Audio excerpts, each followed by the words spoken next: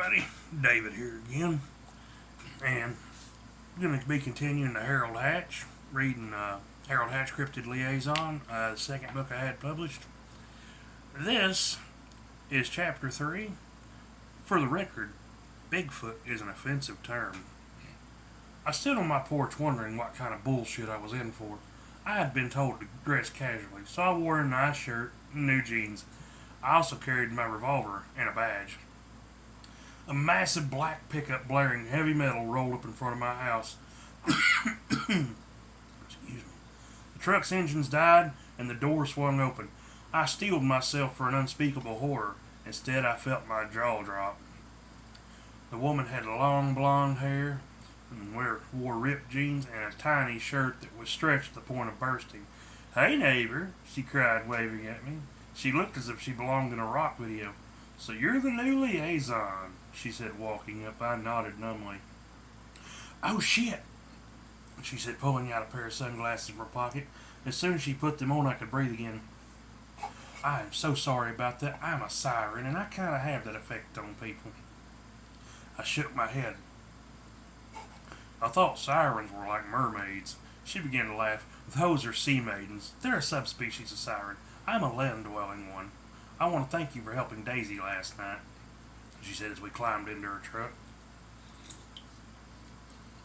The engine roared to life and heavy metal music rang in my ears.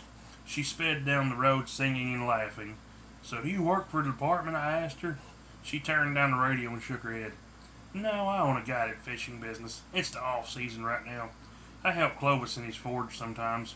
She told me about her guide service and working with Clovis. "So who was that guy earlier, the one that supposedly went into space?" I asked her nervously. "Matt Stone? He's a good kid. His case is complicated, but he did go back to space. Don't worry, he won't harm someone without a good reason," she said as we turned onto the highway. "Daisy hates me for some reason," I commented, looking out the window. Don't let it get to you," Julie said, waving her hand. "She's a complicated person, and she has history with the government. Tonight, none of that matters," she said as we pulled into the trailer park. Streamers and paper lanterns filled the trees. There was a live band and several tables laden in food. "Harold!" Clovis cried out when he saw me. "Hey man, if you need to talk, I'm here. That first kill sticks with you. Trust me, I know. But tonight, let's get fucked up," he said, pulling a massive joint from his pocket. I was dumbfounded as he lifted the thing and took a huge drag. "Man, fuck me like a biscuit. That ganja from Towser is the shit," he said, stumbling into the crowd. I shook my head and was soon pulled into the crowd, shaking hands with dozens of people. Daisy made her way through the crowd to where I was. "Look, I want to thank you for saving me, and I'm sorry you had to take a life. I'll try to be nicer to you in the future," she said quietly. "It's fine. I mean, I'm not sure what the fuck's going on. I'm probably in a coma, or maybe I'm going insane. But whatever the case, I'm grateful you weren't harmed," I told her nervously. She blinked several times and hurried away. I groaned inwardly. My feeble attempt at flirting made me cringe inwardly. "Come on, Harold, there's someone who wants to meet you," Claude said from beside me. He led me through the crowd to a massive tent. 12 torches with pink and purple flames lined the path to the door. "Go on, they're expecting you," he said, taking a step back. I entered the tent expecting a wizard council or a scene from a Native American tribe. Instead, it was a disco rink. There were people dancing and the smell of pot was thick in the air. "Harold Hatch, most excellent you decided to join us," a tall man with an afro said as he boogied my way. He had on large round sunglasses, bell-bottom jeans, and a teal shirt that was wide open, showing an impressive set of abs. "I am your host with the most. Oh, I am Periwinkle Pigglesworth, but you can call me Steve," he sang as a goblet appeared in his left hand. "Oh, baby, get down with your bad self," he said, performing the splits. I was unsure of what I was experiencing. "I'm not sure what's going on, but then again, that's normal for me," I said, accepting the goblet he offered me. "Relax, Harold, it's a party," he said as he began to dance. "Woo, baby, disco will never die," he sang, spinning in place. So here's the deal, Harry. I know the higher-ups didn't give you no notice. They just tossed you to the wolves, so to speak. But it'll be okay. I have faith in you, my dude. And coming from me, that's saying something. Oh, shit. Well, I best be getting back. Enoch would be furious if he know I visit another reality without him. Periwinkle out, baby, he said as the tent faded. And I was left standing in a small house. There was a table surrounded by elderly women. Oh, hello, my dear. Are you Harold Hatch? One of them asked me politely. I looked around and stumbled backwards. Oh, dear, have a seat. I sat down and someone foisted a cup of tea in my hands. Drink up and collect yourself. Being in the presence of a god can be overwhelming. Just be glad it wasn't Poseidon or Odin. Hell, Aphrodite would have just fucked you senseless. One of them said with a chuckle before sipping her tea. I sat there in stunned silence. Anyway, we heard about last night, and all of us thank you for your service. But we understand your grief. Taking a life is a heavy thing, and it can weigh upon one's mind. But we'll let you in on a secret for free, one of the women said with a strange smile. I felt a chill. Something about these 6 women made me uneasy.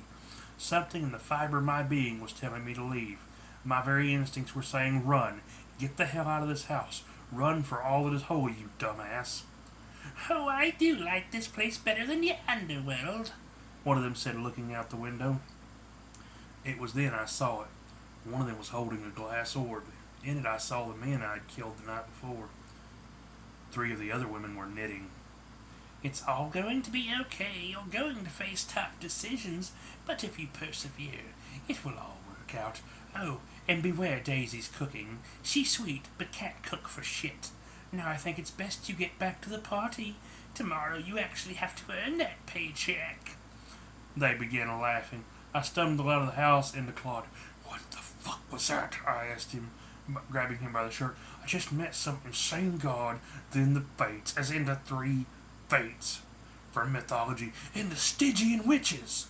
Just what the fuck is going on? He sighed and put a hand on my shoulder. Harold, take a breath and count to 10. I did as he told me. It's a bit overwhelming, I know, but trust me, things will make sense. You just have to get it time. I wasn't sure what to think at that point. So why are we having a party? I asked him. He smiled and patted me on the shoulder. Last night you set aside any doubts about you. Many of us were worried about what kind of person you were. We've had folks go insane once they saw our true forms. You're shook up, but you stayed and even fought to defend Lamia. Not many mortals would do that, and you accomplished the impossible. You got Daisy to apologize. Now that's a feat in itself. Now come on, let's get some food, he said as he helped me to my feet. I put on my best happy face and shook hands. Many of the people thanked me for what I did. Some even offered their condolences. It's easy to kill someone, but living with it can be hard. If you need to talk, call me, a man said, handing me a card. I read it and laughed. Dr. M. Erlin, therapist and necromancer. We can bring your past back to life and kill it all over again. Sure thing, Doc, I said, putting the card in my wallet. I spotted a long casserole dish on the corner of a table. Daisy was sitting next to it looking sullen. What's that? I asked her.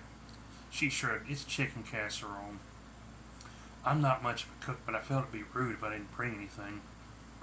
Julie's the family cook. She got lucky her mom went to cooking school. Mine did well to keep me fed. I thought about what the fates said and sighed. Fuck them, I like chicken casserole, I said as I put a helping on my plate. It's not very good, you don't have to eat it, she said quickly. I ignored her and tried it anyway. I was surprised. It was very good. Damn, if this is bad food, I'd hate to see what good food is, I said. I ended up eating the entire dish by myself. Okay, I want this recipe because Dad would love it. She gave me a look of pure anger. You don't have to sit here and lie to me, you know. I know my cooking is horrible, she said before storming away.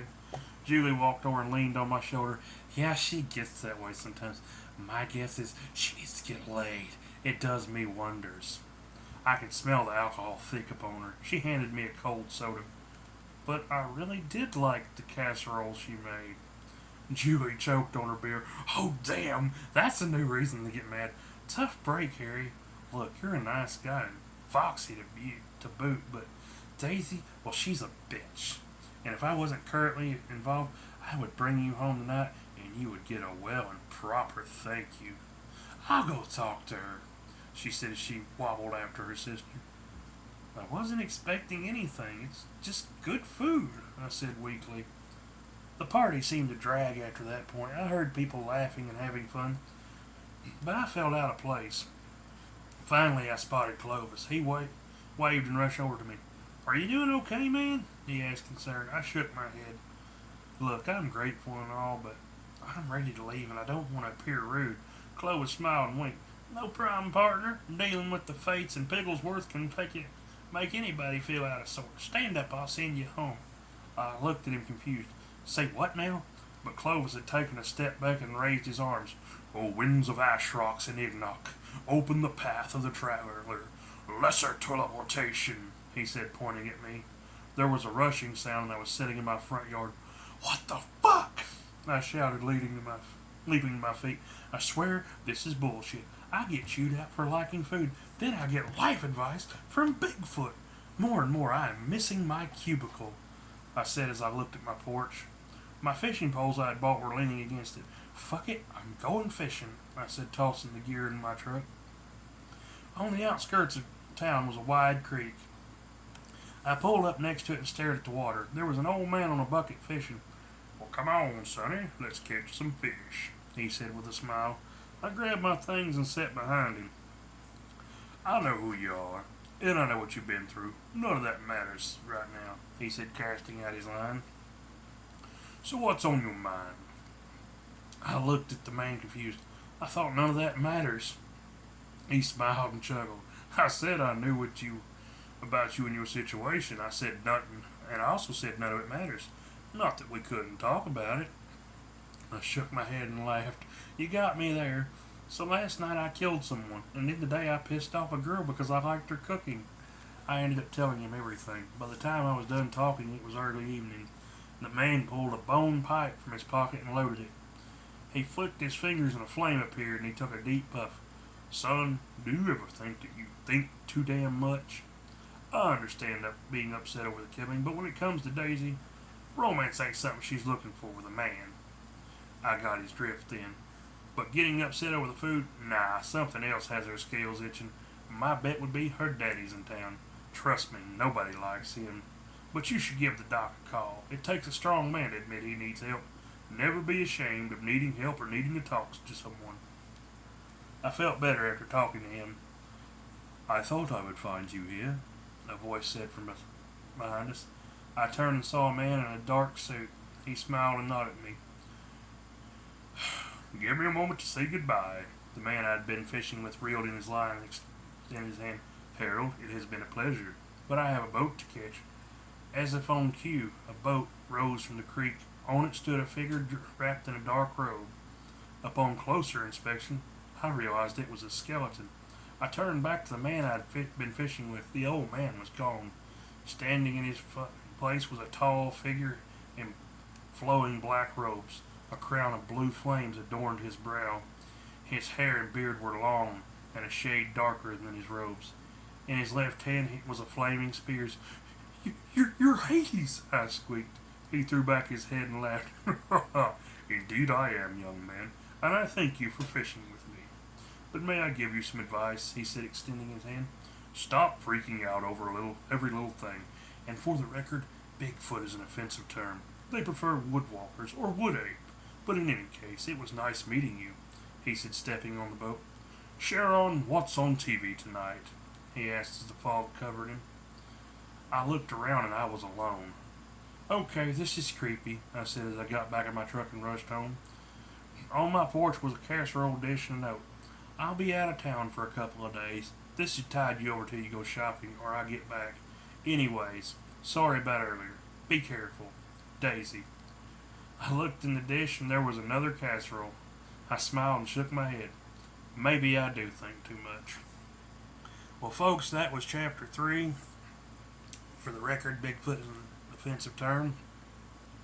Next video I do in this series will be Chapter 4, How to Influence Sewer Demons and Impregnate Your Congressman. So stay tuned, everybody.